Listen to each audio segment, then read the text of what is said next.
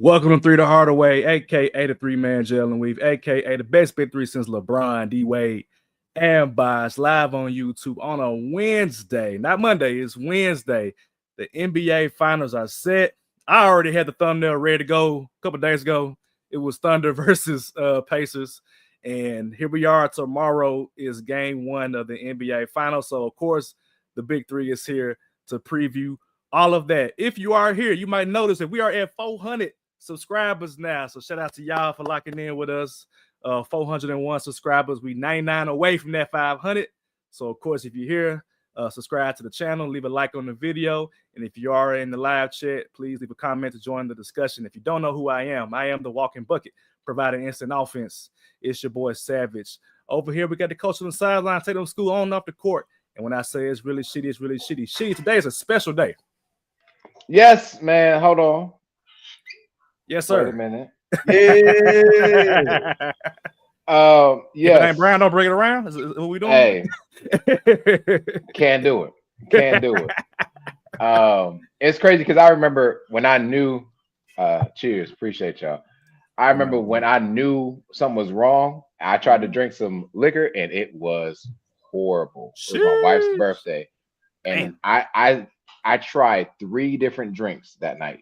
3 different drinks, and I took them all back. I was like, nah, I'm good. But yes, today is 1 year for remission for me. It's crazy because I actually left. I had a hospital visit today about that cyst. Ooh. I don't mind talking about my health, by the way. Y'all can tell. And thankfully, I will not have to have surgery, so that's huge. Praise God. And I think everybody was a part of that, man. It was when I left the hospital today, and I thought about like all the posts, all the videos, all the comments, all the stuff. Right, and I ain't gonna lie to you, I broke down. Thank God nobody was in the car, right? But I broke down coming back here, man, because there's a lot of people that didn't get a chance to celebrate not only just ringing the bell, but being in remission.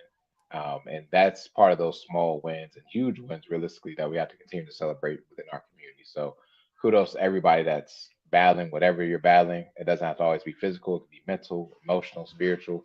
But this cheers is for you to keep going, no matter where you're at right now. Keep pushing, keep motivating yourself to do better, and God will see you through. Cheers. Amen. That's facts, man. Nothing more need to be said from there. We also got your favorite DJ, the Tampa man himself, Mr. Ted Shakir, too. What's good? Not a doggone thing, man. Hey, again, shout out to Sheedy, bro. You know, we was with you the whole way, even before then. And we're gonna continue to be with you after. But just a message to people that aren't fortunate to have made it through your situation, or even the lost ones that we've experienced, that I've experienced, especially over the last couple of weeks. So just everybody, please keep your prayers up, keep your energy up. Heavily rest to my dog early. We doing this one for you.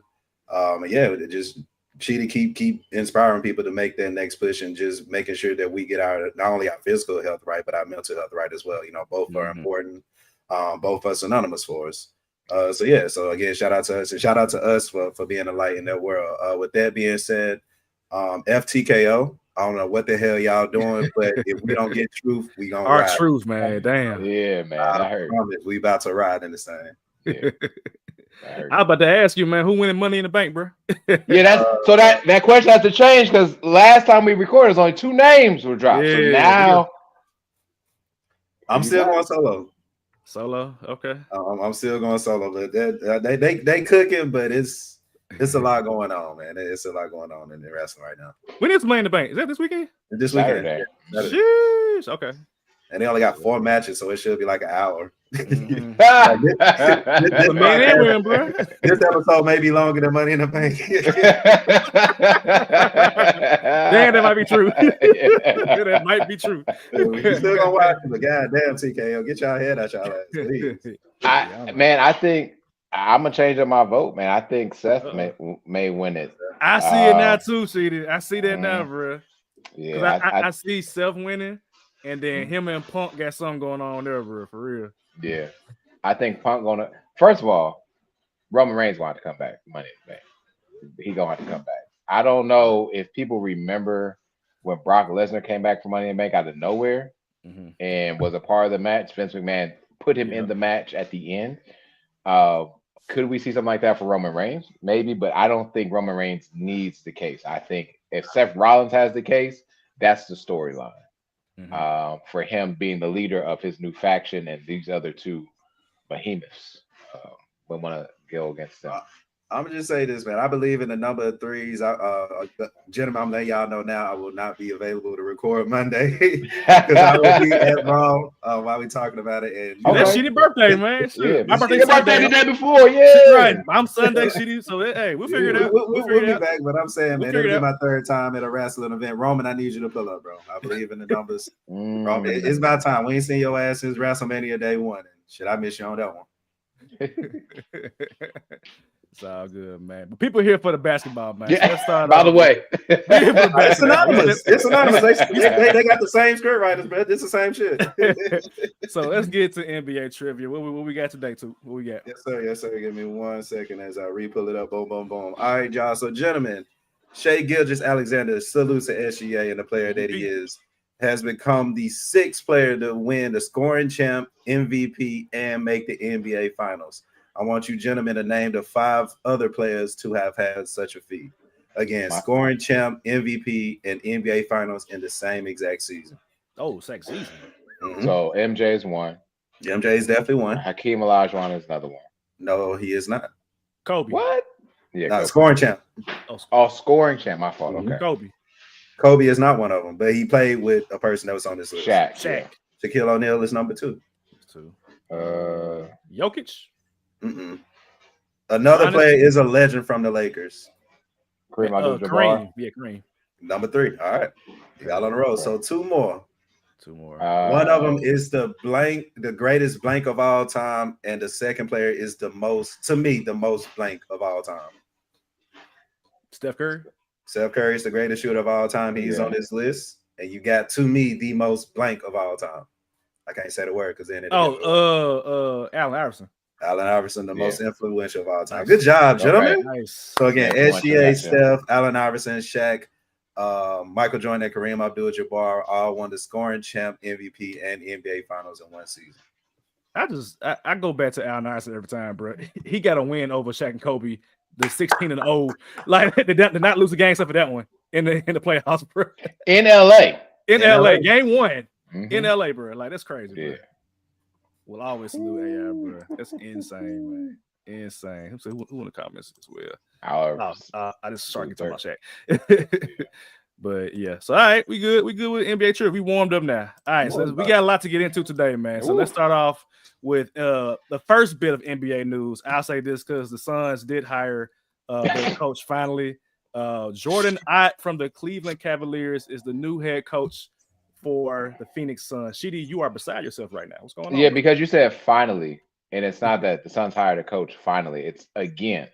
They hired a coach again. The eight times charm, man. Another 3. Another one. DJ Khaled. maybe this is the one because I mean Jordan Ott is a name that nobody really knows, and Devin Booker was apparently a part of this process. So I've been saying Booker should get the hell up out of there because 8 coaches in my entire career with the Suns, 10 years. Damn, can I get some stability, please? I'm telling y'all, he is enjoying this Phoenix weather. He's the Reggie Miller of the Phoenix Suns. He ain't going no damn where. I get it. He should be gone, but of course he have a choice in to be in the coaching hire. I mean, he's gonna be the only one left on his team. Hopefully, in the next 2 years. Yeah, you consider Brad Beal.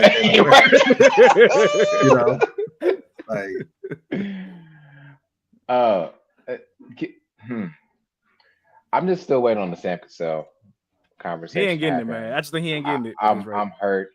I'm looking at the Dwayne Casey, who has yet to get another chance yet. Yeah, damn. But first of all, salute to him. You getting an opportunity with the Suns. I'm not gonna lie to you, but there are some other names that again I just don't understand why they're not getting another chance to coach. But Budenholzer got another chance. Dick Nurse got another chance after being fired or severed from their team, which is their difference between this and this. And why? This is my whole thing. Is why. But to each his own. It's fine. Mike Brown. Come on. Anyways, I go on. And maybe Mike Brown will be at this next spot because Coach Thibs also was surprising to some people.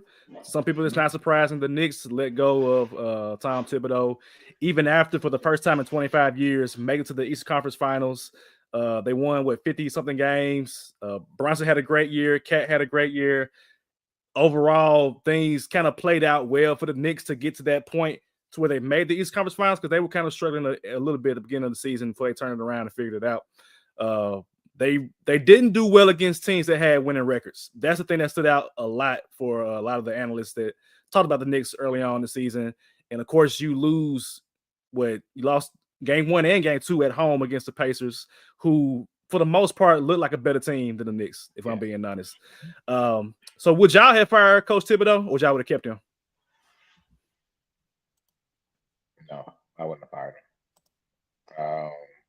I wouldn't have fired him yet.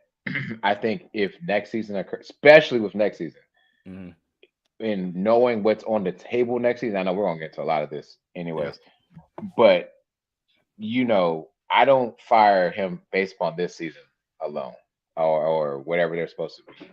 I think they made it as far as they were going to make it, and they ran into, let's just be honest here, a better team, man, a better coach team. And so they're a better team. And the reason why I'm going to say a better team is because a better coach team is going to win 1 game, maybe 2. But a better team clearly won 4 out of 7, right? 4 out of 5, realistically, 4 out of 6, excuse me. And so Tom Thibodeau does need to learn how to play his players a little bit differently. His mindset is all about defense, and maybe that's maybe he goes back into that defensive coordinator or defensive coaching place. But there are some names that I think New York needs to go at. Mike Brown is definitely one, and I think Mike Malone is also another name. I got a bet in favorites right here. Who they got as a bet in favorites? So from the most likely to least likely, Michael Malone was number 1. Johnny Bryant, who I have no idea who that is, number 2. Jay Wright, the old Villanova coach, number 3. Coach Bud, number 4. Rick Brunson at this point was number 5, but apparently a report came out. Yeah. The players like, nah, we don't like Brunson. So I'm wondering about Jalen Brunson, to be honest, which is weird because he got paid, but he took the lower route. And Candace said that they need a better number 1 option. Debatable, but Rick Brunson is on this list, but I don't think he'll be the coach. Monty Williams was the next option. Taylor Jenkins is the complete opposite of Tom Thibodeau, in my opinion, because Thibodeau gonna play you 48 minutes. Jenkins gonna play you about 24 minutes if you're a player. John Calipari, Dan Hurley, and the old Knicks coach Jeff Van Gundy. That was the betting order as it stood about 2 hours ago. I'm gonna pass it to two guys after I say this.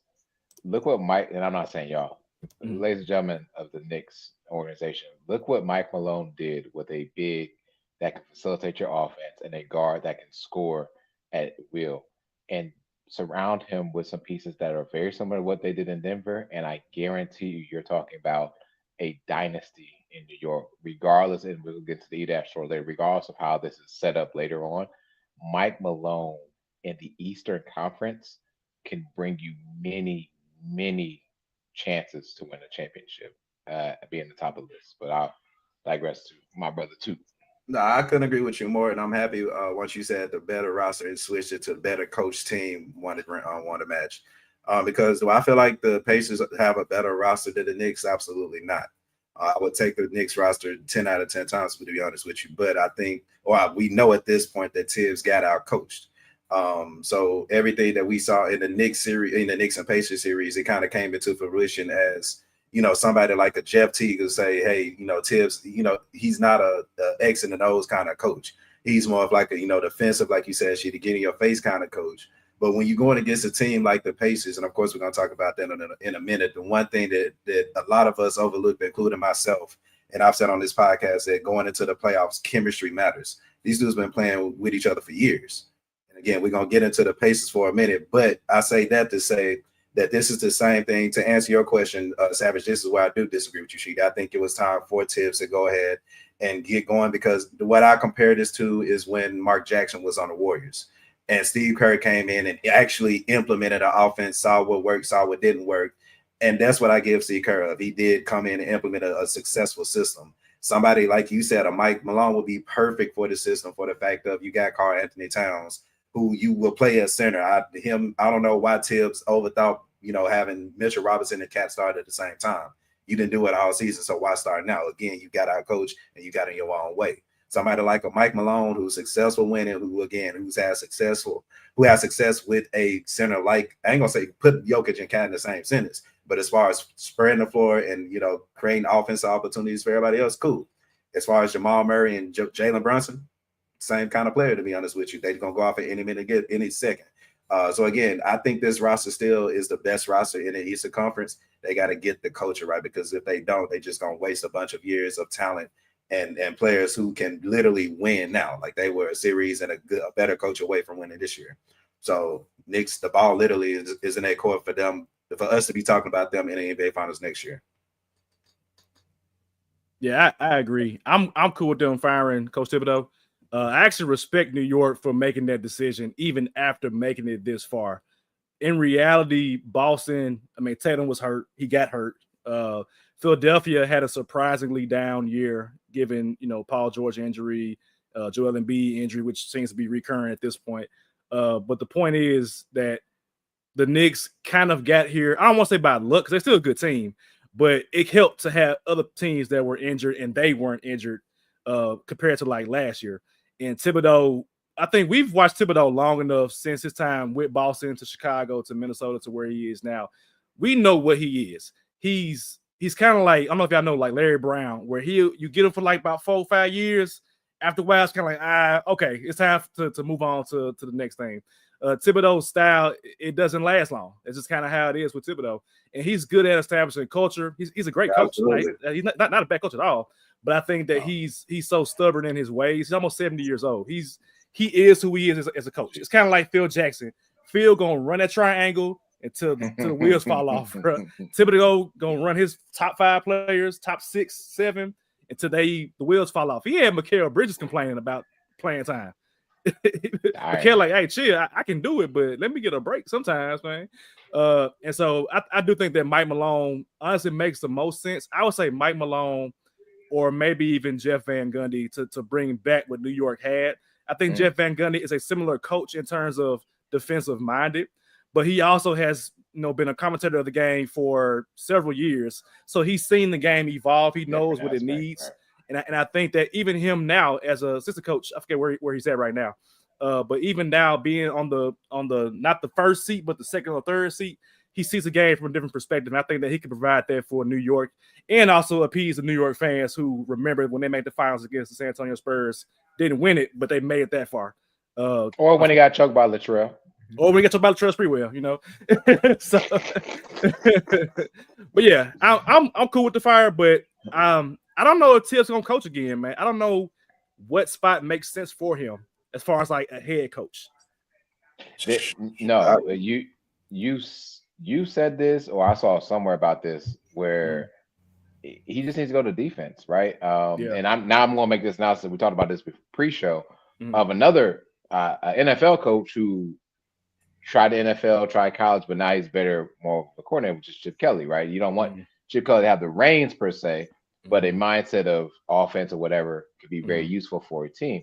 I think that Tom Thibodeau can provide greatness for a team if he's only speaking about the defensive aspects. If he's not the one that's actually calling the shots, who gets subbed in, who gets subbed out. Yes, that like limit what he has to do in order to maximize what he can do. I love that, that you said it right out of my mouth, Savage, as far as Thibodeau being a coach or, established. That's what he does. He's good for a couple years, and then boom, you do need somebody that can come and do the X's and O's. I think he'll be a perfect fit in Memphis, to be honest with you. We've seen him turn up a young MVP and Derrick Rose. You're going to either play or you're going to shut the hell up and we're going to figure this out some other way. I think Memphis needs a coach like this outside of the Isolo, whoever this guy is. So, maybe I'm wrong. Maybe Isolo could come and switch the future for Memphis. But I think Thibs, like I said, as far as just reestablishing a culture that, again, we haven't had in Memphis since the grit and grind days, he'd be perfect for us. And we let him go 3 years. We good. We know what we got. And you said, again, Savage, Jay Wright from Villanova was on the list, right? Yeah. Because my thing is, if I can win college basketball with these dudes, I can win in the NBA with these dudes. So make sure y'all keep y'all attention on them. And Jay Wright looked like a New York Knicks coach. Like he'd be with the suits and the tie. He'd be fresh, man. Jay Wright is just like he sounds like a Knicks coach, like just Jay Wright. Jay Wright. Yeah. You keep your eyes on that. Ken's in the comments said, "Congrats on 1 year, Sheedy." And then we got Ryan in here as well. What up, Ryan? What up, Ryan? Hey, brother. Hey, sis. Sorry. All right, next up, the Orlando Magic have rebranded and brought back the pinstripes. They brought them back, man. They brought them back. I like them, bro. I like the blue, black one. I like the white, but the black one is throwing me off, man. I know it's like the little warm-ups they made or they had back in the day during the Shaq and Penny era, but it just looks weird. Just go full-on pinstripes, man. Exactly. That's my problem. Just give me the full pinstripe. Like, give me the full thing. That whole little blue at the top, save it. And so that's what disgusts me because it ain't broke, don't fix it. Right. Everybody, man, how many people had a Anthony Hardaway jersey back in the day, T-Mac jersey with the pinstripes? Come on now. Let's not, to your point, not overdo it. Go back to the drawing board. Get the originals that y'all had with Shaq and Penny. And bring those on back. Nick Anderson. I like it, man. If there's anything I'd change, would probably be the front. But yeah, the front kind of weird, a little bit weird, but yeah, it's a little too colorful, too playful. It's magic. Yeah, it's about to say. I guess it's magic. He got to pop. So I guess they did their thing on it there, huh? I like them, bro. I like them. I wish other teams would reinvent their jerseys at least. Yeah, like give us some kind of nostalgia feel, especially. Yeah, come on, bro. Yeah, I forgot to add this, but they're doing like the Nike has the throwback like jerseys for next year, and they had I think the Timberwolves with the trees and the Grizzlies. I think the black Grizzlies jerseys, and some more ones that I can't remember off the top of my head. But yeah, I mean this looks good aside from the black one. They made like a rendering of like an all black one with the same little like sash over the middle. But it just looks weird to me, and maybe it looks better on the court. I mean, it's Paolo and Franz that might make it look better, but that's the only one that I was kind of iffy about. But the white one and the blue one, that just looks like classic Orlando Magic to me. Like, that's the one that I like the most. So dumb question: the NBA got 2 jersey contracts? Just Nike. Because it got Jordan on the one y'all say y'all don't like. No, that's a subsidiary of Nike though. So they, Yeah. Oh, it's true. And now I believe the Charlotte Hornets, they have full-on Jordan, if I'm not mistaken. Okay. Yeah, but all teams have their primary jerseys. The first 2 are going to be Nike. That third one's going to have a Jordan logo on it. And then the fourth one that they make is going to have the old school Nike logo on it, where it's like the swoosh and Nike on top of it. Okay. So they'll have like, I guess 4 or 5 jerseys. I don't know how many they're going to have. It's a lot of them, I would say. Yeah. So, yeah, but Orlando Magic is rebranded. I don't know who else is rebranded right now. I think Utah was also rebranding, but the Orlando one stood out the most because that brought a lot of publicity from people on social media. So, next up, All-Star Game format has changed or is changing according to. Are they doing NBA? Oh my God, they doing it. So Adam Silver came out. He had an interview today actually, and he said that they're looking into what's going to be USA versus the world, but the format is still to be determined how that looks. So last year was like 4 teams with G Leaguers and Western Conference. It was a whole mumbo jumbo jam. It was ugly. LeBron said, "I ain't playing in that shit," so he chose not to participate in that activity. And so it led me to think as I was, doing the rundown for the show. We know who the USA players are. Who do y'all think will be the 12 players from the world roster that we're playing against? So off top of y'all head, name the 12 players who making it. So SGA is 1. Okay. Joker. Giannis. Luka. Mm-hmm. Yep. Dang, that's another one that was a starter. Siakam. Yep. Yeah, he need to be on there. Amen and or Asar Thompson. Mm-hmm. Probably Amen, but Amen counts. Yeah. Amen definitely counts. So I gotta go to this thing. I ain't gonna look at the players. Yeah. That's good. Dang, I mean, if Jamal Murray can have a season. But I mean, if it happens, it will happen now. But Sengun. Alperen Sengun. Yeah. Yep. They big. Wemby. Yeah, they big. Wemby. Can't forget about Wemby. Lori Marketing. True. Sabonis. Pretty much they're gonna have a team that's gonna kick our ass. That's what I was looking at, bro. So like here's what I have right now. My boy Dennis Schroeder gonna finally get some shine. Stop it. Because they're gonna need some guards, but Dennis Schroeder's gonna get some time. Okay, so look, here we go. Also,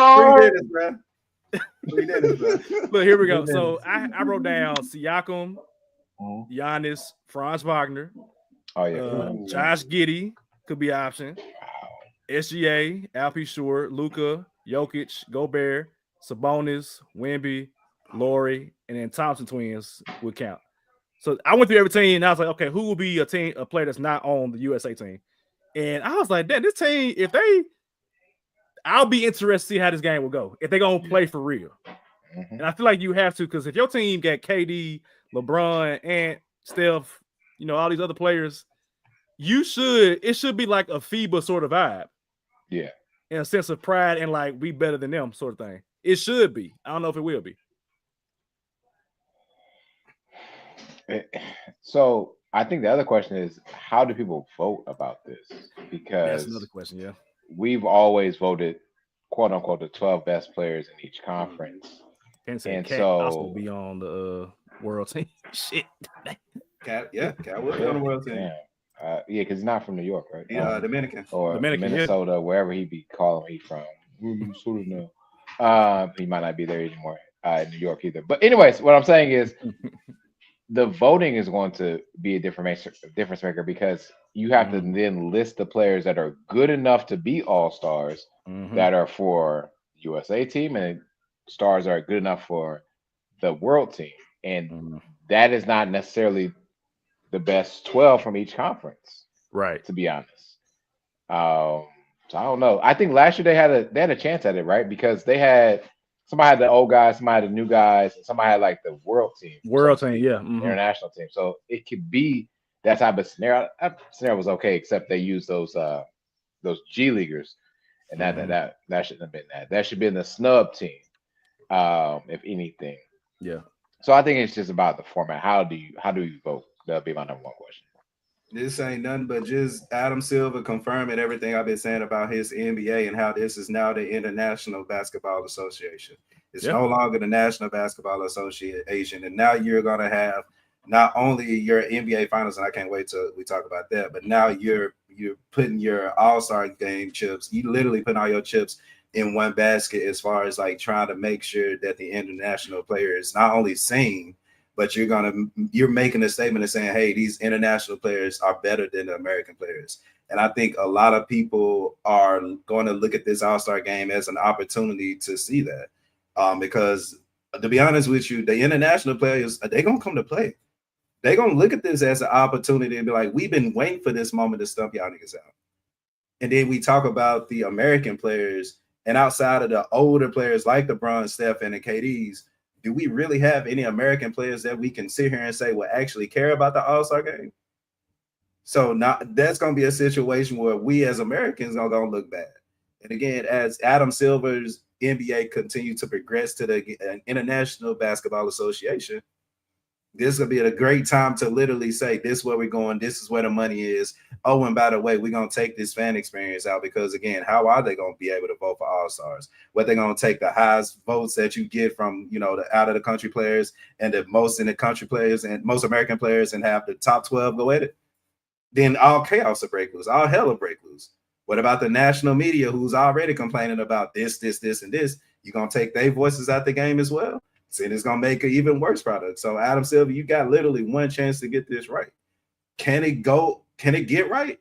Maybe, but again, we're not talking about the early 2000s where the All-Star game mattered to most players. Again, the players that the people you're going to market this to, the kids and everything, they Ant-Man is probably the only one that may care out of the Americans. Other than that, we probably going to see a slaughter fest of international players coming in and taking turns whipping our ass as Americans. And I hope I'm right.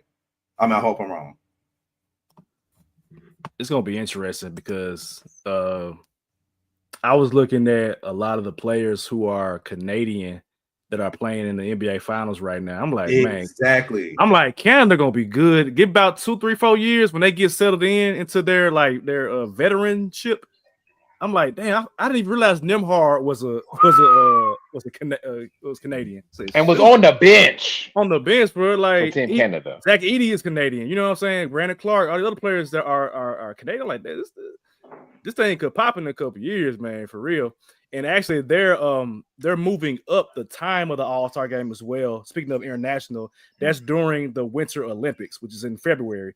And so they're gonna have the All-Star game, according to Adam Silver, in between some sort of events that's happening in Italy. And so it'll be an earlier game as well, too. So that's also an opportunity for the international audience to watch Wemby, Gobert, or whoever else is from France. Not France, I'm sorry, but Europe, I guess, to watch the All-Star game in place of the Olympics occurring at that particular time. So if they do it right, this could be something that we all decide to thoroughly watch if they're gonna actually compete. If they don't compete, if USA loses, bro, and it's embarrassing, it's gonna be an eye opener for the country. I would say for the players that are here, because right now they're even investing in African basketball league. The NBA has their own league. I think it's the NBL over there. They're doing that as well too. So a lot of African players are coming across the pond too to play basketball for the NBA. So we ain't even got to that point, and y'all know us melanated people got a lot more strength and physicality and speed. So it's only a matter of time before we catch up to the NBA. So yeah, it's gonna be interesting, man. All right, let's get into the E-Dash tour, man. First stop, let's go to New York. There has been a lot of talk in New York, especially after Thibodeau's firing and how Karl-Anthony Towns played in the post. Even Mikal Bridges got a lot of slander as well. And I think everybody got slander for the Knicks at this point. What do y'all think the Knicks should prioritize as far as getting better for next season? They don't necessarily have a means to get better aside from running it back with what they already have. I think they should keep Cat. I don't know why it's about trading Cat. I don't understand it. They aren't where they are now without Karl-Anthony Towns. Cat, in my opinion, was an MVP candidate earlier in the season, bro. Like he was playing amazing. And I think with them, this is their first time together. He got traded late in the offseason too last year. So you didn't even get an offseason with Cat. Like a true offseason to kind of get settled in, figure out things together as a unit, to mesh well with Brunson, with Mikal Bridges, with OG. I would hold on to Cat, and I would consider my other options. Does that include getting rid of Mikal Bridges? Maybe. Does that include getting rid of OG? Maybe. But I think you have to build around Brunson and Cat, even if they struggled on the floor together in that Pacers series. Like their plus minus together in the Pacers series was god awful, but when they were out there by themselves, they were better, which is weird to say. So they got to figure out how to play together, and I think they should and they will, and then figure out what's going to be around them. So they might have to go a route of getting rid of OG or Mikal, and then getting some cheaper, younger options for defensive purposes. But also you got to expand your bench too, because Thibodeau was only playing like 6-7 players. So I would keep Cat, keep Brunson, and anybody else we can have a discussion. So I'll prioritize those two. I thought you were gonna go, Chidi. Oh yeah, shooting a fly. My fault. What should the Knicks prioritize?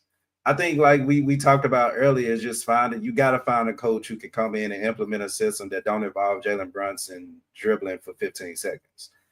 That's a lot that we saw not only in the Pacers and the Knicks series. We've seen it throughout the playoffs. We've seen it throughout the season. Oh, real quick, I forgot to mention there also was a rumor about Jason Kidd, who coached Brunson in Dallas, so that could be an option too. Sorry, turn them up. Turn them up again. I believe, and I'm gonna still believe this. You run this back by the Knicks. You got the best roster, in my opinion, top to bottom in the Eastern Conference. It's just the fact that you had a coach that wouldn't play the bench. You got a coach that, in the NBA Eastern Conference Finals, you got bench players that's coming in and kind of confused. I'm not going to say confused, but lack of better words, confused on what's going on, is because they didn't get much of opportunities in the regular season or early in the series or even last series. Again, Thibs only playing 7-8 players, and now you having to go 10 to 12 because the Pacers are able to go 10 to 12. Again, that's out coaching. You got to come in. You got to find a coach that's able to implement some kind of offense that can get more shooting out of the players, and get more shooters. Even if you got to trade, I think either Mikal Bridges or OG probably should be gone, but it's because they were able to get more shooting coming back, and probably somebody that can come off the bench. And, when Brunson goes out, you can keep this offense going. So watch out, probably somebody like a Jordan Clarkson will be perfect for the Knicks coming off the bench. But again, you got the players, the system, you got a winning culture already in New York. It's literally going to take the coach, the front office to get this right in order for us, again, to be talking about the Knicks in the finals next year, because they were literally right there. You told me, beginning of the season, the Pacers will be the ones to beat the Knicks. I'll laugh at you. But it's because, again, the Pacers have been playing with each other for so long. 3 years is a long time in NBA years. That's why I say so long. And we talking about them in the NBA finals now. Yeah, I agree. The priority should be coaching. You can't, whatever the roster is, it has to be around the coach, because if you don't get this right with the coaching hire, then you will have lost your window, regardless.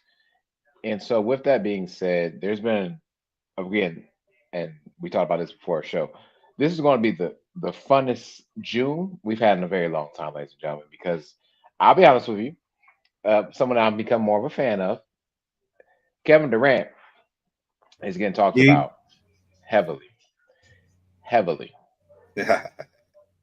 And if I'm the Phoenix Suns and you want to contend, then you send Kevin Durant for Karl Anthony Towns, if Karl Anthony Towns is available. Back with Book. And yes, I think that's a fine trade for both teams. And this is where I'm going to cement my love for Kevin Durant. First of all, let me say this: that quarter goal. Hey, you love yo? What kind of? We've been doing this shit for how long? I ain't never heard Love and Kevin Durant in the same thing from Sheedy. I know. When did this start? Maybe when I say Kevin Love and Kevin Durant, sometimes I mix those things up. But let me say this. Let me say what I have true appreciation for, and this is going to go into the story, right? But that quarter gold, if no one's ever seen it on Netflix, please watch it. And what Kevin Durant said in that first two episodes was about how every team that was coming for the USA was putting up their best. So why should the USA not put up their best? How are y'all going to get mad at us putting up our best? And y'all's playing against our college players, but y'all putting up every NBA player you can to beat us. So I gain a lot of respect for him. My other respect for Kevin Durant is this: if you move Kevin Durant, even at this age, to the East,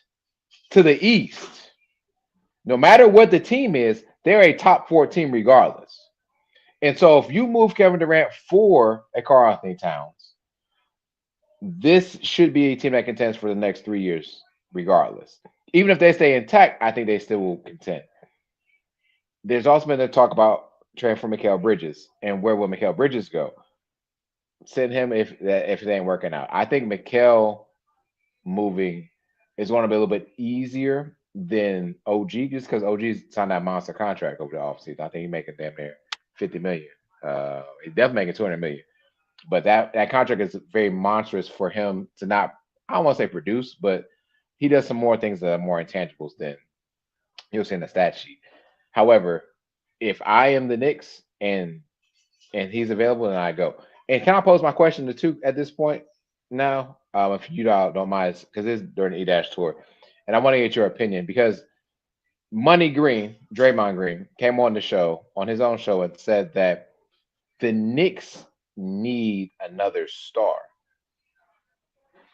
And so my question to you, and it's to both of you, but I'll let Tuga answer first, and then Savage, you can go after this. Who is in need of a star more, the Knicks or the Warriors?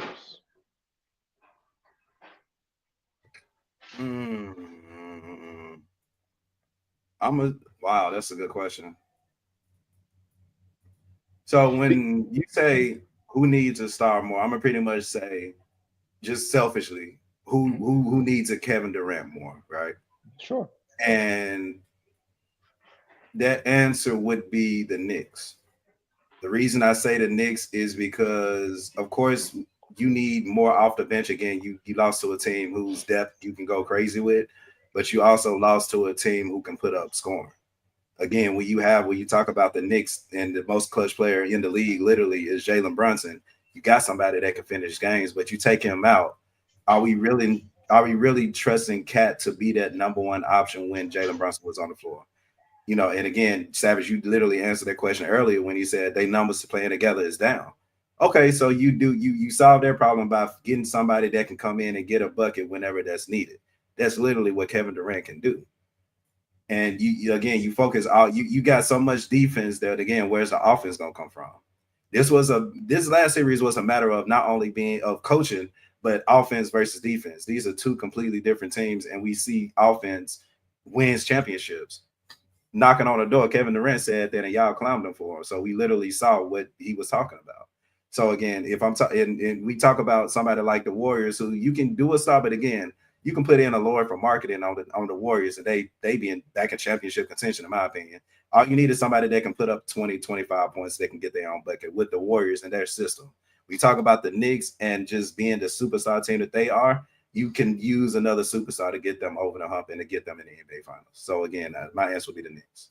That's a great question, though. Yeah, I'm gonna agree and say the Knicks. I think the Knicks needed more. The Knicks, they need a lead dog, and Brunson is a dog, but he's a small dog. Is like the numbers as far as a small guard leading your team to the finals, like an actual win in the finals. It's not that high. And that's what Becky Hammond was saying, a couple months ago about Jalen Brunson. She didn't say he was a bad player, but it was a matter of like, can you lean on him as being my guy to go get a bucket? There were times where he was pressing, he was forcing the issue and just throwing up some bullshit. And when you need a bucket, I'll take a 7-foot guard in Kevin Durant in isolation, especially in the Eastern Conference where nobody can guard that man. This is what it would be, I mean, I could joke and say, Giannis could play defense on him, but Giannis is by himself right now in Milwaukee. So they're a non-factor. Any other team, you can line them up, it ain't going to happen. Cleveland ain't got it. Boston ain't got it. Philadelphia ain't got it. So if you're in New York and you can get Kevin Durant, who, by the way, they said the price was dropping for him by the day. I mean, he's 37 years old now. Mm-hmm. He's not going for that much. You're not giving up that many first round picks or that many high quality players. You're gonna get some pieces for sure, but you ain't giving up that much to get Kevin Durant. So if I would say New York, Golden State, I agree, is not a star away, but you can just get you another solid piece with that current core, and you still can be fine in the West, I would say. So you can trade OG and probably another player. And they got the New York guy. They don't own their pick for this year, but they got 2 first rounders for next year. You can get Kevin Durant for OG, a first year protect. I think the Washington say 1 through 10 protected, so it'll be a top 10 pick, hopefully. I guess a top 11 pick, whatever. They can get Kevin Durant and still be able to keep Cat and Jalen Brunson. They just gonna have to make quote unquote foolish decisions like the Boston Celtics do, and see how do you want to pay in order to win. And if you're the New York Knicks, you got this your time. This is your time to go ahead and pay the $500,000, whatever, luxury tax, because again, we saw the Celtics do it and it worked out just fine for them at least a year. And you just want to win. Just get one. Honestly, bro, if I know that I'm guaranteed I can get Kevin Durant, I would trade Cat. I would. Yeah. I would if you're saying I get Kevin Durant, I would trade Cat and now because Kevin Durant gonna play the 4, which is what Cat technically plays now. He plays 5 in the series. But you can just keep Mr. Robinson and play him at the 5, and then just fill in the spots from there. Because Brunson and Kevin Durant would be a nice combination. That's a nice combination. Absolutely. I mean, we'll see. If that scenario happens like that, I would also trade Mikal Bridges and find. And get something else back. Yep. Yeah, get more value from Mikal Bridges back, like some shooting, whatever it may be. I'll be calling Memphis. I'll be calling Memphis right now. Give me GG. Give me whatever, like young players that are not paid right now. Yeah. GG, Vince, those kind of players. Put them around Brunson and KD, and I'll make it pop. That's what I would do. Yeah, definitely. Thank y'all for entertaining that question. For sure. All right, next stop, Minnesota. The perception of Anthony Edwards is not as good anymore in terms of like he came out and said, I got plenty of time to get back, which he does. He's 23 years old. He does have plenty of time, but nothing is guaranteed in this league, man. We'll get into the thunder of years past a little bit later. But I was looking at their path to where they got, and I was wondering, is this a real thing for Minnesota as far as like how they play, defense? Anthony Edwards having an amazing year shooting, and whooping on legends like Randy Orton, and then getting here and losing to the Oklahoma City Thunder in convincing fashion, might I add. But they beat the Lakers. The Lakers are, I ain't saying they trash, but I'm not surprised that the Lakers, lost in this way. Steph Curry got hurt, which kind of threw off the entire Golden State Warriors offense. And then you run into a buzzsaw in Oklahoma City. So do y'all think that these playoffs were a fluke for Minnesota? I don't think so. I've been a believer in the Timberwolves all season, and I think what we saw was something for the Timberwolves to kind of look at themselves in the mirror and figure out where they can progress from here, because the team that they kind of got now, it made it to the Western Conference Finals. Like, there's been a top 3 team, pretty much, or not top 3, but top 4 team all year, pretty much all year. They had a little downtime, but once they figured it up, again, this is one of the best teams in the Western Conference. It's funny because GD just asked this question about what team needs a superstar more. And if you would have added the Timberwolves into the question, I would have said Timberwolves in a heartbeat. Because again, Julius Randle, I ain't gonna say everything that you said about him, Savage, is right. I don't think he's that bad, but again, we saw the Timberwolves play faster, which is better for Ant. And we saw them play a little bit better defense. Again, they were just quicker without Cat. However, I think that you need to solidify some kind of point guard position, because we love Mike Conley, but I'm not trusting Mike Conley star for nobody team at this point in his career. Dillingham, maybe Dillingham could be the one. So the identity for the Timberwolves is what I'm saying is kind of they kind of focuses more on defense, just like OKC, right? Mm-hmm. And so starting Dillingham will be good, but that's just a scoring punch I'd rather have off the bench. Yeah, he's small, man. He's like 5'9". So again, if you could get somebody like a Jalen Suggs or like a Lonzo Ball or somebody just of that type that could come in, like, I'm not like somebody like Mike Conley 10 years ago would be perfect for this team. You get what I'm saying? Defensive minded, don't need the ball that much, because Ant-Man is again becoming a better shooter, which is better for him. But you still need the other players to step up. Again, I think this team will take that next step once Rudy Gobert is not on this team anymore, because he's slowing it down. There's not enough space, and Ant-Man needs the entire floor to be able to operate on offense. And if you got Rudy Gobert, he ain't even got to be in the paint. He could be on the outside, but still, we gonna let him shoot.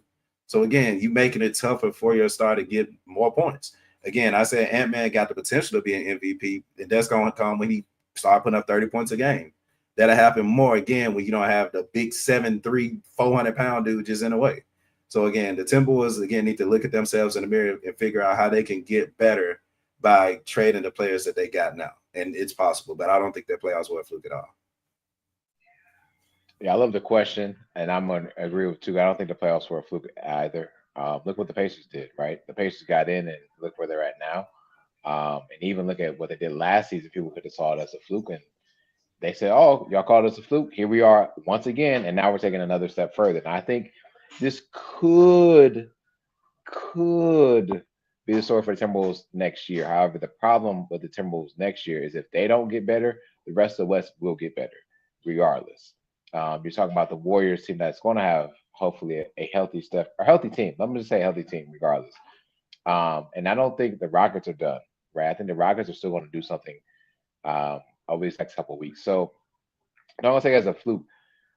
Yet, what we watched was how do I put this? Anthony Edwards fizzled out. It was like, yeah, I beat LeBron. Whew, cool. I don't really have to play Steph for real, but I'm going to beat Jimmy. But I've exhausted myself, so to speak, playing the Lakers, because I had to prove to everyone that it wasn't going to be Lakers in 5. It was going to be the Wolves in 5. And then I went to go on to play Steph Curry and the Warriors, and I had to beat somebody that I idolized actually because I wanted to be a better shooter. So who do you idolize? The best shooter in the game of all time, literally, is Steph Curry. So now I beat him, but I didn't really beat him, so to speak. But let's say he did win. They beat him. And so I mean, where was he? Where's our help wanted sign with the Timberwolves? Because they're not Western Conference Finals. Besides game 3, I believe, or game 4, I didn't see Anthony Edwards being in. Garden, bro. Yeah, it had to be. No offense to what you just said about him, too, but I didn't see an MVP of Anthony Edwards. I didn't see a second star in Julius Randle. Julius Randle had a great, pretty decent game 1, I believe. Yeah, and after that, he also fizzled out. Mm-hmm. So, like, what is it? Is this go to coaching? Does this go to Chris Finch? Does this go to programming and how we do every other game? I don't know, per se. However, I agree with what Tuke said also earlier. Is like, if I added Minnesota to this conversation for Kevin Durant, are they someone away? Yes, they are. And if anyone thinks the Timberwolves will be in the Western Conference Finals again without making any significant moves, you have lost your mind. Lost it. Because they have to do something, not only to sustain where they're at, being in the Western Conference Finals, but to actually achieve winning the Western Conference Finals. And if they don't put something together in order to do so, then the Timberwolves are high-key done. And to the point about Rudy Gobert was going to sign that player option. He will get that, what is that, 47, 48 million? That man damn near about to break the bank. To do what? Rebound? That's what he's doing. He's rebounding. Don't get me wrong. There was a few games in the playoffs where he did okay. I'm not going to disrespect that man like that. But for 50 millions? Shit. Y'all better not let Nas Reed go. That's the problem. Because they talk about letting them go. They say he don't play defense. They say they don't want no more. And let Nas Reed go. And that's over. I gotta correct you. Looking up Gobert's contract right now is 35 mil. Okay. It's still overpaid. It's still a lot, but he got the player option in 27, 28. So unfortunately, they stuck with him for another couple of years. And who wants that contract? If they don't, they need to get on it. The Timberwolves. Okay, let me say this real quick. Now I know we need to move on. The Timberwolves need to get on the phone with the Utah Jazz. Trade Rudy Gobert. Get the back to Utah. Yes, send him right on back. Whatever. Let them because they don't want to really set up that contract for him. Take him back. Get Walker Kessler. Get Lauri Markkanen. Get someone else that can kind of fulfill what Rudy Gobert was doing for you, so to speak. But you just need someone that can. You don't need someone to block shots. I was coaching my team. I don't need you to block shots. I need you to alter shots. There's a big difference because when you go for the block, 9 times out of 10, you're also going to probably fall in and get a foul. But if you look to alter the shots, then now we're setting up everything differently. And on top of that, again, going to Utah to get that. Also, I think SGA's cousin, the other Walker that's on that team, I think he's about due as well. So who do you keep around? What does this team look like? You do not get rid of Jaden McDaniels, ladies and gentlemen. Minnesota. A-Rod, don't get rid of him. You don't get rid of Jaden McDaniels. I keep him in and Nikhil Alexander Walker. I keep both. Yes, the you dogs, gotta keep them. Yes, like you have to. But you do need a point guard. You need a facilitator. You need someone. I like the Lonzo Ball talk. I mean, he's only worth like $10 million right now. $10 million a year. Yep. I mean, God, dog, call him up, Chicago, and see what you can get. I mean, I'm not even gonna say that other name because I don't think he's just been going from team to team. But listen, they need to be on the phone to get somebody that will take that Rudy Gobert contract back. And because if they don't, again, I'm gonna say this right now: if they don't, the rest of the West is going to set on them, and they're not going to be back again. And then my theory about I've talked to this about y'all before. Anthony Edwards coming to Miami is going to become more of a thing because if the Timberwolves start dying out, what he gonna do? He ain't gonna stay in Minnesota. Shit, I know somebody. the Timberwolves. I was listening to Draymond, not the full pocket, but a clip, and he was saying it's almost better to lose in the first round than to lose this deep in the playoffs because you have to compare yourself to the other teams that are there, right? And so when you're in the West and you're at the top of the West is Oklahoma City, bar none. It's Oklahoma City and it's everybody else. And if you're in Minnesota, that's your comparison. It's like, okay, we made it here. How do we get past this point? And to get past that point, you have to be better than Oklahoma City. Coaching, players, culture, game-to-game adjustments, all of that. And if you're Oklahoma, not gonna say, but if you're in Minnesota, how do you do that? You have to compare yourself to the Thunder. You can't run it back because if you run it back, you're running right into the wall again of OKC. And so I'm gonna stay on that hill. Julius Randle got to go. I'm gonna just stay on that hill. Trade while the value is high because he had a great playoffs. He was good this playoffs, but he's not a winning player. He cannot be your number 2 option. We've seen that countless times from Julius Randle with the New York Knicks, who traded him and got further in the playoffs. And then, of course, he made it this far with the Timberwolves. But the West is no guarantee every year. There's no guarantee you'll make it this far again in the Western Conference. Look no further than the Sacramento Kings, who made it a couple years ago and ain't been back since. So not saying there's a fluke because they got here back-to-back years. They did do that. I think that's a testament to Anthony Edwards' greatness and his work that he put in the offseason and even the players around him. But if they want to get to that next level, they're going to have to make a significant change to get past Oklahoma City because they're not going nowhere for at least 2 years. At least 2 years. They're not going anywhere till they got to pay J-Dub and Chet Holmgren. So how do you get there? I mean, you can be stuck playing against the Rockets, playing against the Grizzlies if they get better, playing against the Lakers, the Clippers, all these teams in the middle of the Nuggets, in the middle of the West, they're going to still be there scratching and clawing. I mean, the West was like, what, a 4-game difference from like 3 to 10, I feel like. I don't think it was 3 games. I think it was like 2 games. Like something that separated something crazy, from bro. 3 to 6. Yeah. Like, bro, a 3-game losing streak could get you out of the play-in.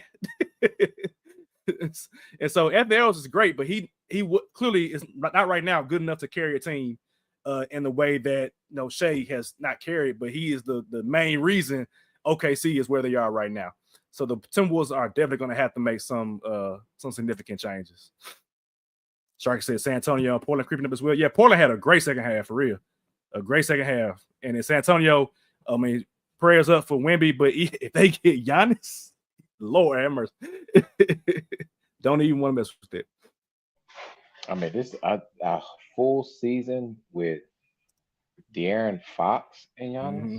And Yep. I mean, and Stephon Castle, excuse me, not Giannis, and Wemby. Mm-hmm. If they don't even trade or do anything, You get Dylan Harper or Ace Bailey. I mean, come on, man. Yeah. Man. Again, the Timberwolves have to do something. You have to do. You cannot stay pat in the West. No team. I don't care who you are. Cannot do it.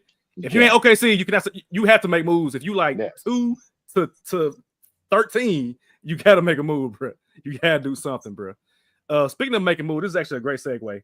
The teams in the finals right now made moves long term to get to where they are right now. So this is the Paul George NBA Finals, and I'm going to chronicle. It's a vocab word for the day. I'm going to chronicle how the Pacers got to where they are right now by trading Paul George, and the same for the Oklahoma City Thunder. They're kind of woven together at the beginning because the Pacers and the Thunder traded Paul George for Oladipo and Sabonis to kind of kickstart everything. But I'll start us off. So in 2017, Paul George was traded for Victor Oladipo from Pacers to the Thunder. Oladipo and Sabonis got to Indiana. In 2020, the Pacers flipped Oladipo to the Rockets in a 4-team deal that sent James Harden to Brooklyn. In return, Indiana received Karis LeVert and 2 second-round picks. One of those second-round picks became the 32nd pick in 2023, which the Pacers then packaged along with the 29th pick in the same draft for a first-round pick from the Oklahoma City Thunder. That first-round pick they got from the Thunder was one of 2 first-round picks that they traded to the Toronto Raptors to get Pascal Siakam. Mm-hmm. The Pacers also flipped Karis LeVert to Cleveland for a 2022 second-round pick, a 2023 first-round pick, and a 2027 second-round pick. The first 2 of those picks became Andrew Nembhard and Ben Shepherd, who are getting playing time right now. Sabonis was traded in 2022 at the deadline for, we all know, Halliburton, Buddy Hield, and Tristan Thompson. I forgot he got traded in that package. Indiana flipped Buddy Hield because they knew Buddy Hield wasn't going to be there for a long time, to Philadelphia for 2 second-round picks. The first of which they traded and turned that into Johnny Furphy, also getting some playing time for Indiana. So, to kind of summarize everything, Paul George was flipped into Halliburton, Siakam, Nembhard, Shepherd, and Johnny Furphy. A third of their roster, half of their rotation, and both of their primary leaders on their team right now. The Thunder, who was also in the mix of that, in 2019, the Clippers wanted to sign Kawhi Leonard. Kawhi said, I ain't going unless y'all give me Paul George on my team. So Paul George kind of threw his weight around. I remember when that happened because I was like, why is Paul George the man to trade? He had an MVP caliber year, you know, and so Kawhi threw his weight around, said, I want Paul George. Do what y'all got to do to make it happen. And so in order to make that happen, the Thunder traded Paul George to the Clippers for SGA, nice young rookie. I mean, nice. He's nice, obviously. Danilo Gallinari. So MVP rookie? Right. There you go. Right. And 5 first-round picks. One of those first-round picks became J-Dub in 2022. And they still are benefiting from that trade. So you have this year, you have the 15th pick, the 24th pick, and the 44th pick, all from the Clippers. So in that trade, the Thunder got a bevy of picks that they've used to move around and do all this stuff that they can do for the next damn near 10 years. And you also get an MVP and you get an all-star as well, too, in that trade. So, ladies and gentlemen, that is how we get to where we are if you are the Indiana Pacers and if you are the Oklahoma City Thunder. Skyler says, give credit where it's due. Props to both OKC and Indiana front offices for pulling the trigger on star players they got but then building around them as well. My thing is like this is a story for a lot of the NBA front offices. You cannot be scared. You can't be scared to make moves because the Thunder said, you know what, we need Russell Westbrook to have a partner with him. Let's go get Paul George to play with him. And Paul George, that they did okay. They didn't have the most success that they could have because I think they had injuries as well too. But Paul George was amazing in Oklahoma City. He was an MVP and DPOY candidate, bro. People sleep on that little stint that he had for real. And then they added Melo. Let's not forget, Melo was hitting them corner threes. During that time. Yep. And again, I want to give credit to the Thunder because once they did get a young SGA, they immediately got Chris Paul.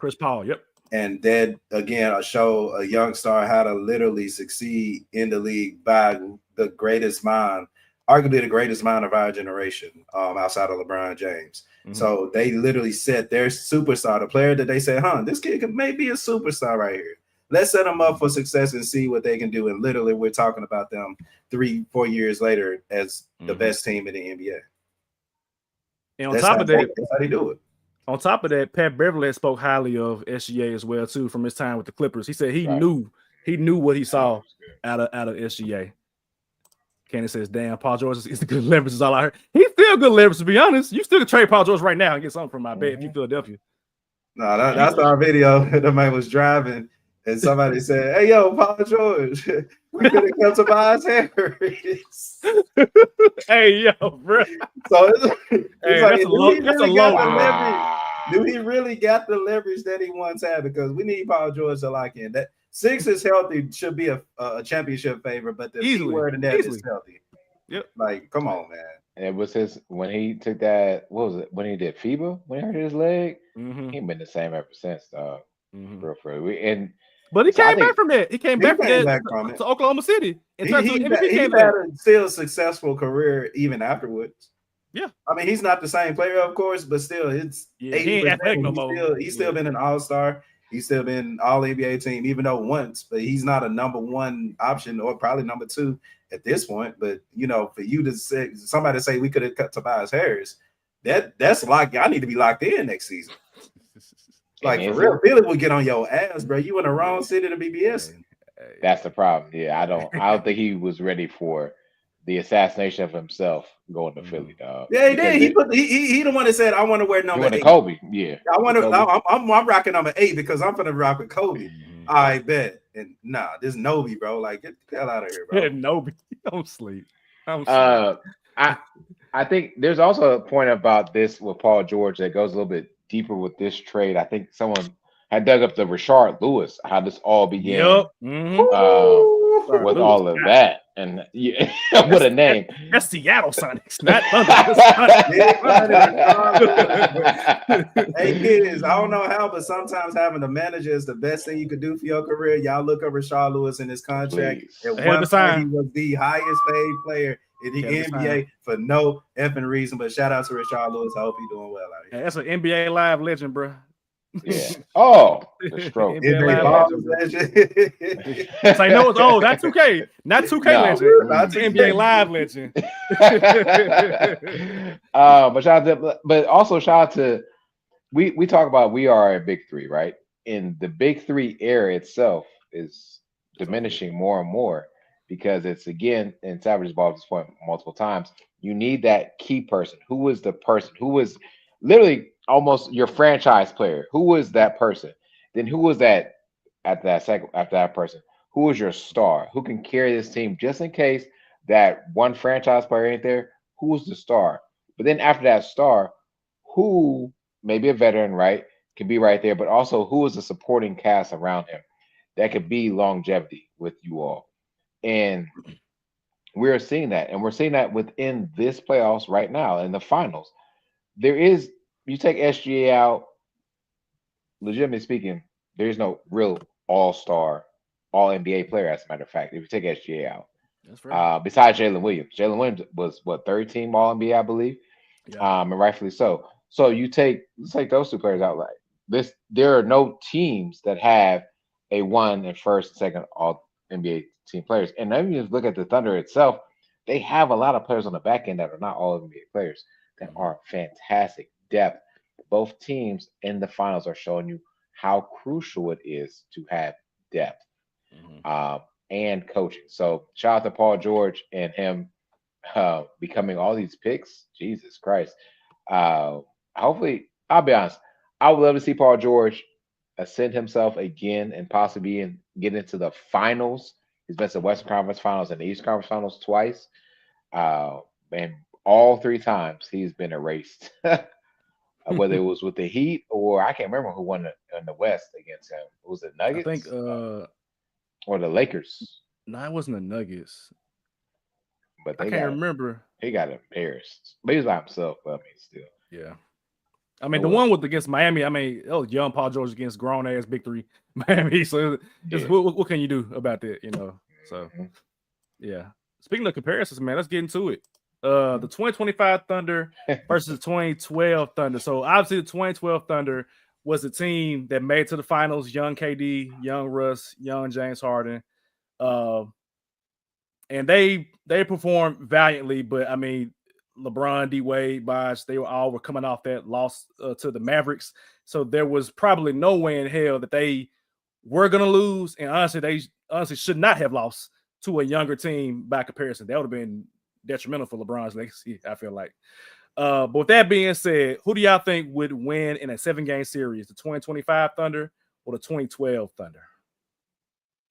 And I'll go through the roster. We know the current roster for the Oklahoma City Thunder, but I'll go through the roster for the 2012 team that made the NBA Finals. So from top to bottom, alphabetical order: Cole Aldrich, Nick Collison, Daquan Cook, shout out to Sheedy, Kevin Durant, Derek Fisher, James Harden, Lazar Hayward, Serge Ibaka, Roy Ivey, Reggie Jackson, Eric Maynard, Nazir Muhammad, Kendrick Perkins, Ryan Reed, Thabo Sefolosha, and Russell Westbrook. It's a nice roster, bro. It's a solid roster. Shout out to D Fish, by the way. D Fish, yes, sir. I'll go first. I got Thunder. I got Thunder. I got Thunder in 5. And the Thunder I'm discussing is the 2025 Thunder. I believe. Okay, so we know how great at this time Kevin Durant was and Russell Westbrook, but if we're taking. How can I be? this is the team as is in 2012. This is not Kevin Durant at his best. This is not Russell Westbrook at his best. Correct. It's not Russell Westbrook at their best. This is the actual 2012 team. And if I'm going to take the actual 2012 team against this 2025 team, I'm telling you, Mark D is going to coach the fuck out the 2025 Thunder, and they're going to win this in 5, whether it's in Oklahoma City or in Seattle. It doesn't fucking matter. They will win this in 5. I just watched Alex Caruso D up the best player in the league, matter of fact, in the world right now. So you got him. You have Jalen Williams, who also can defend a bigger person. Who am I worried about in the post? Kendrick Perkins? Serge Ibaka? The only person you're really worried about is Kevin Durant. And so you can get an athletic Jalen Williams on him as an assignment, or Alex Caruso. You don't have to defend the paint as much besides Russell Westbrook coming inside. But you have SGA, who is an underrated defender. And we talked about Cason Wallace as well, has been doing very great.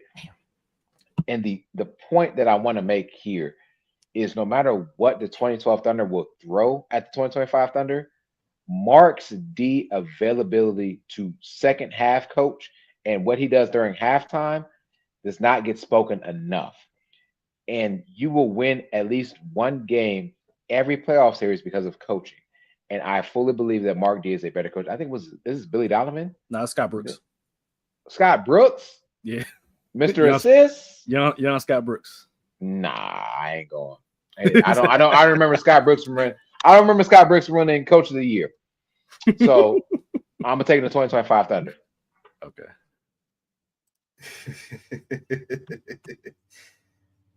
So this is for everybody on TikTok. All these youngsters that probably don't feel like we know what we're talking about when we talk about and discuss things of this nature, right?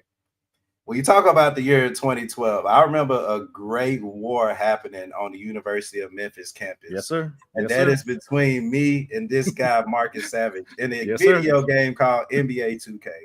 Yes, sir. It got to a point where Marcus ended up doing things that he probably regrets to this day, pause. But just know that I was whooping his ass with the 2012 Oklahoma City Thunder. Yep. So I know this team in and out. Again, this is for all y'all that probably think we don't know what the hell we talk. I know what I'm talking about. Ain't no way in hell they touching this 2025 Thunder team. Sheedy, I'm happy that you said it in 5 because damn it, I was gonna come on here and say the same thing and hope that I, for one, wasn't gonna be the only one saying it. But for 2, I say everything that I say to say because I noticed that this is my team. I'm on campus whooping everybody with this Thunder team. I know them. But you're talking about, again, Kevin Durant, who, again, put up 30 in the finals. Perfect. That's him. Mm-hmm. But then you got to consider everybody else. In that NBA finals, I think got the numbers now. Everybody think that James Harden that was averaging 30 with the Rockets and all that, this wasn't that James Harden. This James Harden averaged 12 points a game. Again, let's go to Russell Westbrook. You're talking about a Russell Westbrook who averaged 27 points in the NBA Finals. Great. But, dog, he shot 14% from 3. So not only do you got to worry about him, not worry about him missing shots, Kendrick Perkins, what is he going to do? Anybody want to know Kendrick Perkins' numbers? He averaged 5 points. You're not worried about Kendrick Perkins, ladies and gentlemen. And again, you got Serge Ibaka averaged 7 points in that series. Again, we just talking about the NBA Finals where they did go 1-4. We're talking about a team, again, who Russell Westbrook was the quote-unquote alpha dog. Kevin Durant was the best player on their team. But he got away from OKC for a reason. Trust me when I say that. And it still hurts me to say that because, again, this was my team. But you're talking about a team like this, again, alpha dog, identity crisis, players, roster ain't that good. You got 4 players who hitting over 30% who hitting 30% from 3 against a team in this OKC finals who know who they are, who got a star, who can shoot better than 30% from 3. Defensive lineup crazy, coaching matters. the coaching difference is crazy. Like, nah, kids, I'm sorry. 2025 Thunder in 5, and it's not close. And again, KD's my favorite player. It hurts me to say this. This was my team back in the day. They're not touching this Thunder squad of today. Yeah, I ain't gonna lie. I tried to see, is there any possible way that I could vouch for the 2012 Thunder? And like outside of Kevin Durant, it's like no.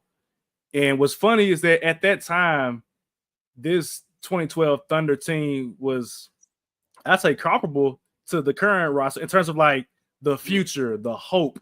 Like they're gonna be here. Like when they lost to the Heat in 5 games, oddly enough, 5. And that picture of them like around each other, saying, "No, we're gonna, they're gonna be back." And James Harden get traded to Houston that same offseason, and it kind of began not necessarily a slow decline is what happened. With the Thunder, because they made it back to like the Western Conference Finals, but they didn't actually get back to the NBA Finals between then and now, to be honest. And so Kevin Durant, 30 points a game. I was looking at his stats prior to it. I'm like, he led the league in scoring 3 years in a row at that ripe young age, bro.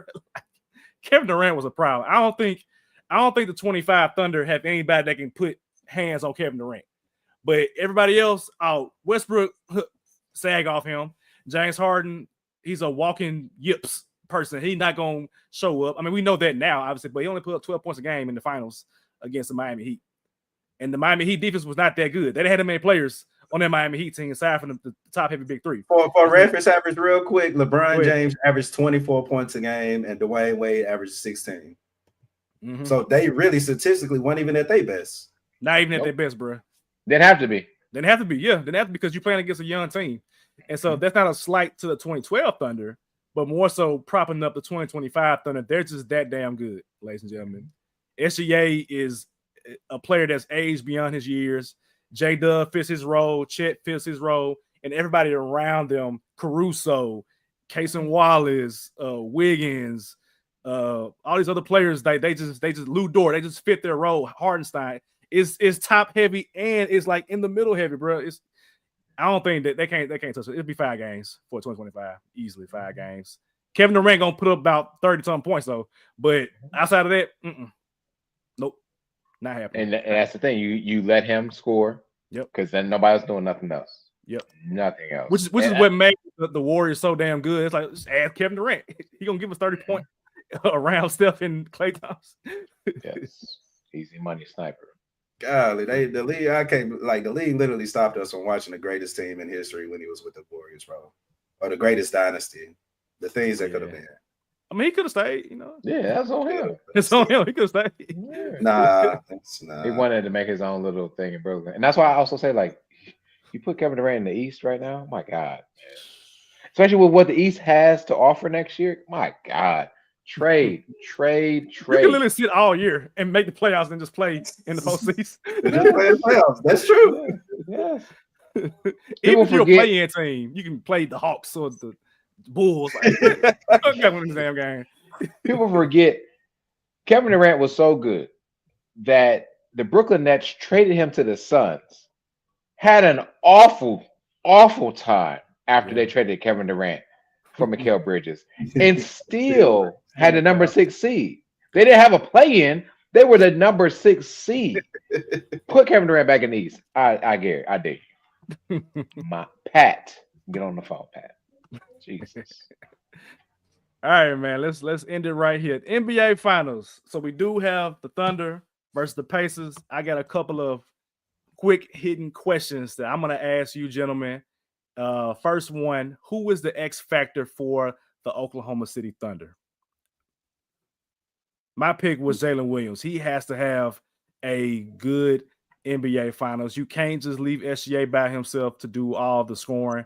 Jalen Williams has to show up in this series, and I think he will. I think he'll show up this series. He got to give us at least 20 points a game. I need 20 from J-Dub because I mean, SGA can't do it by himself. He can, but he can't. That's a good question. I'm gonna go with Chet Holmgren. Okay. I'm gonna go with Chet because he's gonna be playing the power forward a lot, which means he's gonna be going against Siakam a lot, and that's a 3-4 inch difference. We saw, that matchup when Cat was on him, and I like the matchup. It was a pretty good matchup. So if he can kind of match Siakam's energy, which I know for sure defensively he could, and slow down Siakam, which he gonna get a lot of opportunities not only stop him, but then again you got Ahart in the middle, so you really don't have to worry about the paint. It's gonna be that help defense that's gonna be able to literally win you the series, and that's what Shed is there for. So again, he's gonna be at the 4, but if he can do his thing in the post and do what he's supposed to, holding the paint down, even without Ahart too, I think Shaq got a good chance to do good. I love this question because I can't necessarily put a finger on the player for Oklahoma City, but what I would like to say, okay, if I could I'm gonna give you 2 names, but I'm gonna try to describe what I mean here for X Factor. Alex Caruso or Lou Dort. And the reason why I name both of them is because whoever is not taking the shot needs to be gone and playing transition defense, because that's where the Pacers are the most dangerous. Siakam, that one play, them off of a made layup, it was like boom, boom, Siakam. Right. And so in my opinion, you take one of your defensive stoppers, which is best on ball, Alex Caruso or Lou Dort, and you say, hey, listen, if you don't shoot, I need you at half court immediately. And I need you to be making great decisions for us immediately. So I want to say that I'm going to say either one of those 2 players. But I also agree with Jalen Williams. Needs to have an amazing series to me. Chet Holmgren, who's guarding Chet Holmgren? Pascal Siakam didn't really show up against Cat last season. And if Chet Holmgren can pull out Pascal or even Miles Turner, depending on how the switch happens, oh my God, it's nothing but open season for SGA in the paint. Okay. Who do y'all think is the X factor for the Indiana Pacers? My pick was whoever is guarding SGA, and I feel like it's going to be by committee, because I know what I would do as a coach. I'm putting Nembhard on him. Nembhard, I don't need you on offense. You can just knock down an open shot when you can. But when I saw the Pacers, when it was winning time for them against New York, and they started pressing everybody full court, I said, there you go. Like, what are we doing? It's the playoffs. You bring out all the stops. You're not going to press full court in the regular season. But when it's time to win and we got to do something different that we're not used to doing, that we probably ain't did since college, we started running 1-2-1-1 full court diamond press. We got to do something different, man. We got to do something different. And so the Pacers guarded Brunson exactly how I want them to guard, how I want Minnesota to guard SGA. You have to make him uncomfortable. You cannot allow him to get to his spots. You got to fight over every screen, not under, fight over every screen. And you got to throw different looks at him. So if that's Andrew Nembhard or if that's Aaron Nesmith, whatever they decide to do, whoever's guarding SGA, that's going to be the X factor. And I say that because the Grizzlies were the team that guarded him the best, quote unquote, because SGA was not getting his points off like how he did in the following series. I expect him to get his points off this series, but at least make it hard for him. In this case, Nembhard. I'm sorry.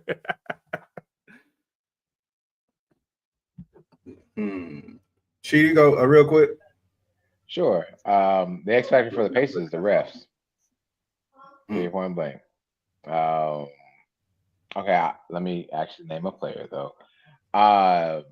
If I am going to give a player that I believe can make a very big difference in this series, I'm going to keep with Nesmith.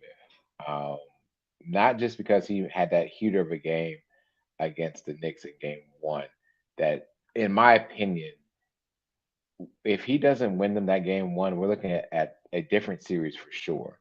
I'm not saying the Pacers can't pull it out, but we're saying a different series. So Nesmith to me is the X factor for the Pacers right after the refs, but I'm gonna say Nesmith. Bet. So I was just looking up some numbers real quick, and this player actually put up numbers in games where you didn't expect, but he did produce, especially when you talk about trying to match up with the Thunder's depth off the bench. When you think about the Thunder off the bench, they kind of lacking that forward. They got that energy, right? And this player is going to be all about that energy when you talk about the Pacers, and that guy is Obi Toppin. I think he'll be the Pacers X factor. And the reason I was looking up his numbers is because like he had 18 and 6 in the closing game against the Knicks, had 11, 8 times a couple times. He had 20 points one time against the Cavs. What I'm saying is he's the player that you got to watch out to get those open looks like Aaron Gordon would from, like the Nuggets.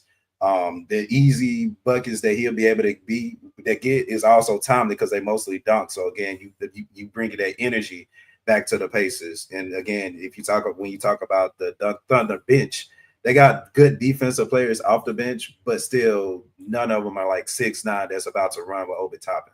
So if I was to name an X factor for them, especially coming off the bench, watch out for Obi Toppin. Can I also add someone off the bench? Damn, I'm so sorry. Good. Hey, listen, TJ McConnell has proven his not this series that he's played this season, even last year, how much he is needed to facilitate the offense, score, and assist, and defend. So I'm gonna take a Neesmith off. I'm putting TJ McConnell instead of Neesmith.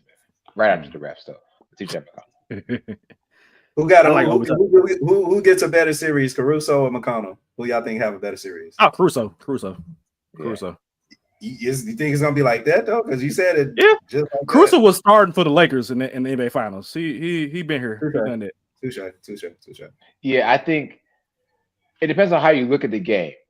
And so I think from a stat wise, TJ McConnell might have better stats in terms of points or assists. Mm-hmm. But when you look at, if you really watch the game and you see how much Alex Caruso will affect the game, Alex Caruso's presence alone, if he just got done doing this with Joker, I mean, and that wasn't a stat. It wasn't, Alex Caruso's putting up 12 points, 10 assists, whatever, 10 rebounds. No, it was his off ball actually defense, his ability to deny Joker the ability to actually be a part of the offense. That's why I would go Alex Caruso. And I think it's going to be crucial. We talked about some other players. It's going to be crucial for like Obi Toppin. If he's open for three or if he's a backdoor cut, especially if I think they're going to put Caruso on Siakam. I'm expecting that to happen. But that's going to leave Miles Turner open for three. It's going to leave Obi Toppin open for three. And Thomas Bryant had a good game too. Thomas Bryant he knocked down 3 threes, I think, that game. If he is knocking down shots, if that's what they're doing, they collapsing on Siakam off on the block. You got to be hitting that corner three if you are the 5. And that's what Indiana does. They have those 5, the big man, they hit the threes too. So Bryant, Miles Turner, Obi Toppin. Obi had a great game, man. Like he can be Aaron Gordon if he continues to develop on that trajectory. I think he can do that for sure. He only getting paid $14 million a year. And he doing this, like that's gonna be good for him, man. It's gonna be really good for him. Next question: which coach would you rather have in the NBA Finals, Mark Daigneault or Rick Carlisle? Mark Daigneault's a good coach, man. Is he a good coach? You come with these questions, brother. But Rick Carlisle that's to me. He should be. I don't know if he's the top 15 coaches they had all time. He was there for me. I've always said that about Rick Carlisle for sure. But Mark Daigneault is a damn good coach, man. Coaching, I'm gonna have to go honestly, Rick Carlisle, because he's doing way more with less. Again, like if you would have told me that the Indiana Pacers will be in the NBA Finals, hell no, you crazy at the beginning of the season. Yeah. If you would have said OKC Thunder would have been in the NBA Finals, it's kind of expected around this point. So he's doing way more with less. He's been around the block a little longer. And again, they offense, they were putting up historic numbers last year. So again, for them to be in the NBA Finals now is something that again we should have saw coming, but nobody saw coming because again they were kind of under the radar. And that's because of coaching and doing what they're supposed to at the right minute. Rick Carlisle. My answer is Mark D. Okay. Rick Carlisle cannot show his hand during the first half of all games because I'm going to continue to say this. The ability that Mark D has of recoaching up his players during halftime and coming out with something better in the second half has been tremendous for the past couple of seasons. It's why he was coach of the year last year. And I full-heartedly believe that even because they will press, the Pacers are going to press eventually. Mhm. The question is, when are they going to press? And then what does that press break look like for Mark D? And how does that get him into his offense? And so if Rick Carlisle is pressing in the first half, then Mark D is going to make that adjustment. Yep. But if Rick Carlisle holds off to the second half, which would be the smart decision for him, then that doesn't give Mark D the opportunity to coach him a little bit better going into the next game. So, but I'm still gonna give Mark D because I just it's just we watched how he did against the Timberwolves. Yeah. Like I think I came on this podcast for sure and said I thought the Timberwolves were going to win this in 5, if not 6. And Mark D's ability to change his philosophy with his team and I don't mean Mark D doesn't make huge adjustments. He makes small adjustments to improve his team. Mhm. And this entire season, we've seen the Thunder go into halftime with a 12-point lead, and by the end of the third quarter, they're up 30. And you got your bench in at this point because it's over. So I got Mark D for this season. Yeah, I'm going with Coach D. As a Rick Carlisle stan, I'm going with Mark Daigneault, man. If a team can come back from down 30, I don't care if John Moran was out or not, and dominate and win that game, and then, like I said, choke you out. I've been saying it for months. They choke you out. There is no mercy. It's Cobra Kai when you playing the Oklahoma City Thunder, bro. Yep. It is Cobra Kai, bro. It ain't no mercy. Yeah, I'm going with Coach Mark Daigneault as well too, man. I think he's probably the best coach in the league. I mean, he is best coach in the league. It's easy at this point. Next question: the Pacers win this series if ... I said they win this series if they keep their foot on the gas on both ends. So they have to get out and run and score fast. You have to score efficiently against this Thunder team when you can. So fast break points, that's what Indiana wants. They want to score in the fast break. They want to score quick. So they have to do that. While also at some point, to Sheedy's point we mentioned earlier, y'all got to press and turn the ball over to get those quicker points as well. Turn the ball over at half court and going half the court to score layups or corner threes. So I think Indiana wins if they control the pace both ways. They win.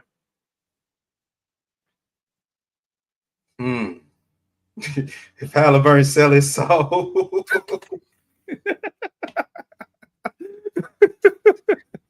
No, if he come in and average 25 and 12, bro, that means he has full complete control over this series. Mm-hmm. The chance of that to happen again, 25 points and 12 assists. I mean, you got full control. That's literally the only way I can see the Pacers winning. But other than that, I can't see it at all, man. Again, shout out to the Pacers, but it's gonna take Halliburton to win Finals MVP instead of Siakam. Y'all saw how he was looking. He thought he was hating, bro. He was hating, bro. I don't care what nobody say, but shout out to Halliburton. He gonna have to win Finals MVP in order for the Pacers to win. Excuse me. Mm-hmm. For the Pacers to win, and we've said this on the show, said it in a tweet, for the Pacers to win this series, they actually have to play perfect basketball for 4 games. And by perfect, like 99% of the stuff needs to go your way.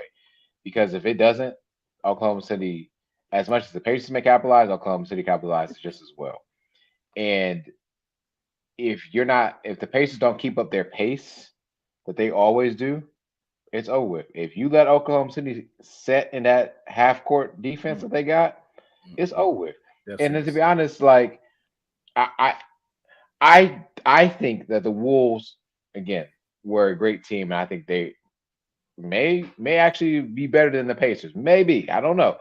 But they definitely have a player for the Wolves that can score at any point, at any time.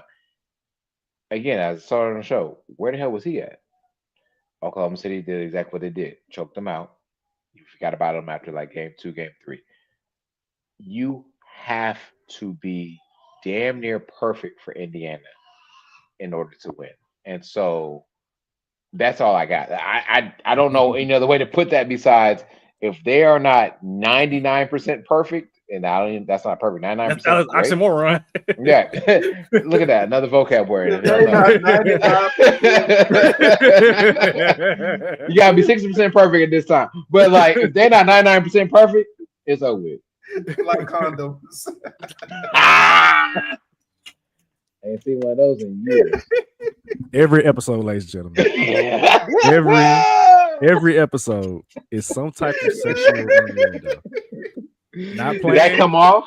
Excuse me. Where's it coming? Where is it?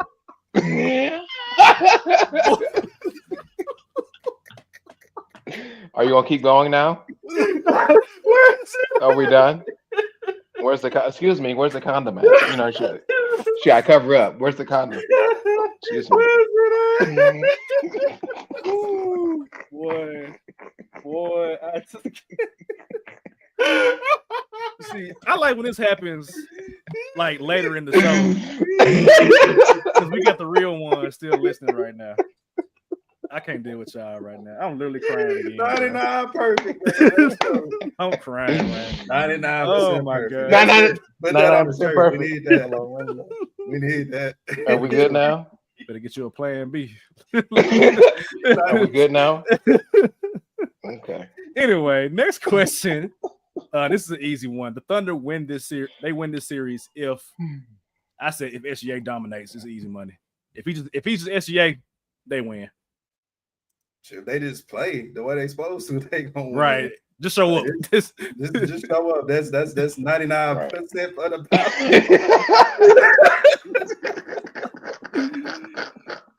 just show up. Y'all are crazy. Something's wrong with y'all, gentlemen. Something is wrong. Lord have mercy. You're 99% perfect, bro. If they just show up 99%. I mean, but that's slick true though about the marketing. They be like, works 99.9% of the time. Like y'all just trying to cover y'all ass. If somebody get pregnant.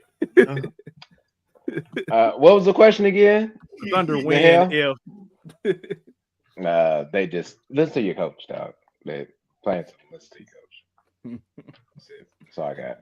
All right, man. Let's get into the picks, man. Who wins this series and who is the Finals MVP? My pick is Thunder in 6 with SGA getting the triple crown of being the scoring champ, the MVP, and the Finals MVP. Give me Thunder in 6. I almost said 5, but I'm gonna say 6. Hey man, Adam Silver get his guy. This is go-to guy at this point for the International Basketball Association. You got a black Canadian that you can say run the league now. He got him. SGA not only this gonna be the start of something great. You know I said on this spot I wanted him to lose. That's only because I wanted Kevin Durant to experience this greatness with him. You know what I'm saying? Mm-hmm. But Thunder, they the best team in the league. They've been the best team in the league for the last 2 years probably at this point. But now it's their time. I got Thunder in 6, SGA winning MVP, 35 plus points a game. Give me that. Damn. Easy, man. Who want to put some wings? Anybody want to put some wings on? SGA is going to average. He gonna shoot about 12 free throws. 35 points a game this year, unless they're going to be blowouts, which we're going to have to talk about. That can't happen. And it can't happen. But I'm calling 35 points a game from SGA. Hey, real quick. The last Eastern Conference team to beat the Thunder, Indiana Pacers. Okay. Mm-hmm. Yep, and they may get one, but I got Thunder in 5. They're gonna win this in Oklahoma City, and it's gonna be a real parade in Oklahoma City. So that's shout out to it, man. Game 1 is tomorrow, so we'll see how this starts off. I think if Indiana is gonna have any chance, you got to get this one right here.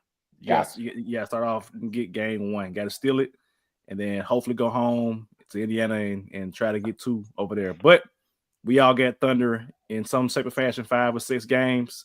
It's gonna be a good one, man. I'm hopeful that Indiana makes it an interesting series.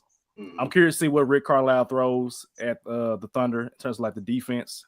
I just pray, like, if you're gonna guard SGA.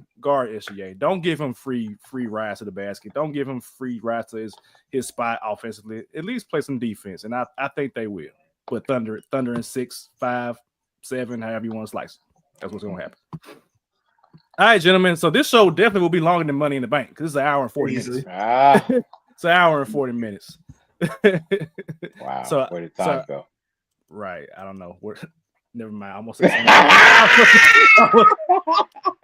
I almost said something else. I almost said something. Oh shoot! So I don't know when we're gonna record. Because I know Toot said you're gonna be traveling back from. No, I'll be at wrestling. Oh, okay. Well, we're gonna be in Phoenix next week. Oh, okay. So in that case, we could probably do Tuesday. Well, no, not about Tuesday. Same time next week. Wednesday is game 3. Oh shoot! So what's Tuesday? What's wrong? Can't do Tuesday. So what you on Tuesday? You good? I'm cool with Tuesday. Come on, Sheedy. Oh yeah, I take Aiden to damn y'all in my business, but yeah, I'm gonna take him to practice. We good. I can do 7 to our time. Okay, that's cool. Right there. All right, then. So we'll be back Tuesday to go over games 1 and game 2. Because it ain't game 3 on Tuesday. Game 3 is on Wednesday. Oh, Wednesday. Because they got gaps now in the games. All of a sudden, because of the NBA Finals, they can get a break now. Right, to get a break, so we can get in between pause. Game 2 and game 3. So we will be back after game 2 on Tuesday. So we'll see y'all then. Stay safe, be blessed, peace.